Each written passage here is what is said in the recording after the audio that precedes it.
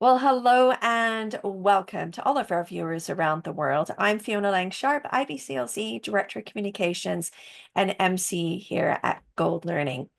Well, I'm absolutely delighted to have Heather Latiolais Eure here today, and she's going to be talking at our upcoming conference, talking about supporting the mental health of parents of preterm and late preterm babies. Now, Heather, I find this topic absolutely fascinating. I think I kind of gave you a little inside scoop to that too, and but such an important area. And I feel sometimes preterm babies that have been in the NICU, the late preterms, they're in that, we always talk about them in that gap sort of in care. But really supporting parents in this area seems to be what really helps them transcend into these really positive, healthy sort of relationships long term. Tell me a little bit about yourself and how did you get involved in this particular area? Sure. So I'm an IBCLC in private practice here in Austin, Texas. I run my company, Oxytocin Perinatal Support, and I see a lot of families in the outpatient setting, and some of which have come from that, NICU inpatient setting. I spent a few Right, years working, in the perinatal unit and on the NICU, those higher acuity, like level 3 and 4 NICUs, and we just right. see, like you're saying, that gap in care, Mm, whether it's specifically those late preterm babies, whether it's NICU babies kind of just being set free into the world with their parents once they're ready, but the parents don't really feel ready to be out in the world caring for their babies. mm. Or when we're just in the NICU or in the inpatient setting, and we're focused on these babies who have absolutely these very acute medical issues, and we forget the parents are there and that the parents are humans with feelings and physical and emotional needs as well. Yeah, it's so interesting when you think about it because, of course, everybody is so focused on the infant because it tends to be that sort of that acute period. But alongside that, I find that if our families are, if they're, in my experience, anyways, I found if the mother particularly, or and sometimes both parents, grandparents, whoever's around there, if they're all falling apart, I feel the baby is falling apart too. Yeah. Is that something you've seen as well? Absolutely. And I'm always talking to families about how we're kind of all co-regulating. And so we know that Right. when we have good physical health, when we have good mental health, when we're feeling calm and supported, we tend to have better health outcomes for babies. Mm. And those babies are regulating better. And of course, this looks different depending like what setting we're in and how medically Right. acute this is. But if we're supporting our parents, maybe even first, we are going to help those babies to thrive in these really acute scenarios. Yeah. I've got a question for you, Heather. I'm going to put you Okay. right on the hot spot now because I find that this is probably one of the most challenging things I face with my families. And that is they are in this acute period, but getting them to invest long term because we know, right? Because we're always in it for Yes. the long term. So how do you help them sort of think about or translate into what we do now will help you later on? So Yeah. how do you have those conversations, the point where you have their attention? What does that look like for you? Yeah. I mean, I think one great area to focus on is really the ways we are feeding babies in the NICU, right? And so a lot of Mhm. times there's a focus on grow, grow, grow, get the baby fed. There's nothing wrong with that. But Right.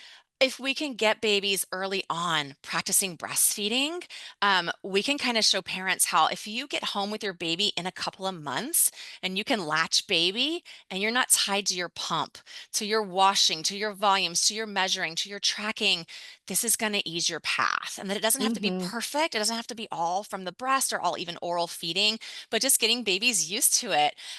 Being at the breast and it's their happy place can really be a way that we can kind of promote that because that's going to get like that oxytocin flowing in the mom and the nursing parent to help them get a little taste of what is to come in the future. Yeah, I love that too. Now tell me, I again, I want you to be really honest in your answer here because I'm gonna ask you a deep question here. And that is really with the recognition, I feel like NICUs are really moving forward. Yeah. They're definitely more proactive. Tell me about perinatal mental health. Are we really recognizing it? Are we giving all the support that we should be, or are we still seeing gaps? I'm seeing huge gaps. I'm seeing huge Mm, gaps. I really I don't know that I've ever seen a screener given in a NICU, to be really honest. Really? Oh, yeah. And so, not personally, of course, we have Sure, resources, shows sure. like we can do Yeah, it. And so it is this very like fractured thing that's happening where you might have, a great neonatologist, nurse practitioner, IBCLC who's really checking in, like, how right. are you doing? Sure. And not just like baby's fine, okay, healthy baby, we're fine.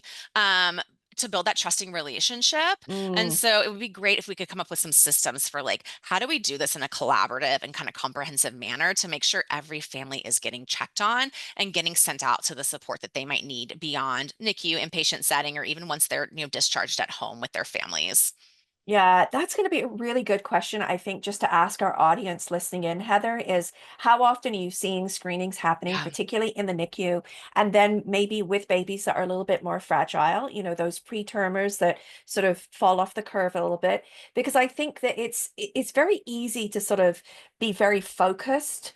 But like we all know, now we know better, right? We do better when we know better, that we are seeing outcomes not as good when we haven't taken care of the whole family. right, And that's right. that's really what it's about. You talk about family-centered care. Can you tell me a little bit more? I feel the term is sort of thrown out there quite significantly these days, but can you break it down for me and what that looks like? Sure. I mean, I think the most important concept here is that we are allowing the families, the parents, to be the primary care providers for their Mm, baby. They're not just onlookers who are watching while nurse comes in, changes the diaper, switches out the, whatever.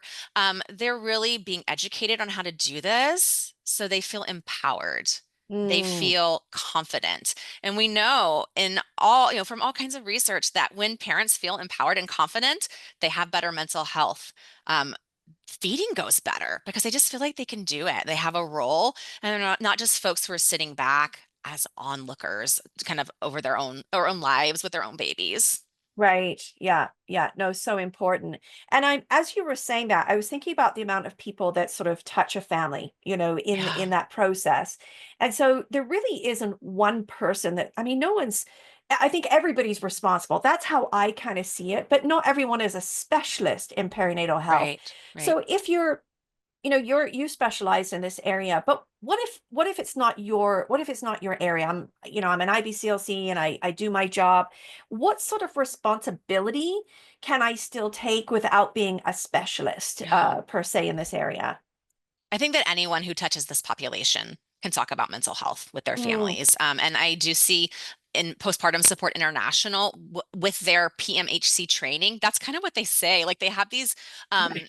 expectations as far as being qualified to take the course for the exam, but they want anybody who touches the perinatal population to have this training. Mm, So doulas, NPs, neonatologists, IBCLCs, anybody can start getting educated. And I think it just starts with like, we already really have pretty good communication skills. Most of us as right. IBCLCs, we Yeah. have a good rapport because we work in an intimate space with our families. Right. And so that's just a great pathway to gaining trust and helping families to open up. And then the next step is just like, what do we do with that? Like, how do we provide resources? How do we provide care? So I think anybody can do it. You don't have to be a specialist. Well, I love that, Heather, and I know your presentation really speaks to all of those things. Thank you so much for being here today. You're going to be talking about supporting the mental health of parents of preterm and late preterm babies. It's always a delight to talk with you, Heather. We could talk longer, I know, but I'm also looking forward to hearing what folks have to say as well. I want to hear their experiences as professionals because I think, Heather, and I'm sure you'd probably agree with me, that we can do so much more when we're collectively on the same page in this Yeah. area. Yeah, Yeah. absolutely. I think it's all about that collaboration. Yeah, I love that.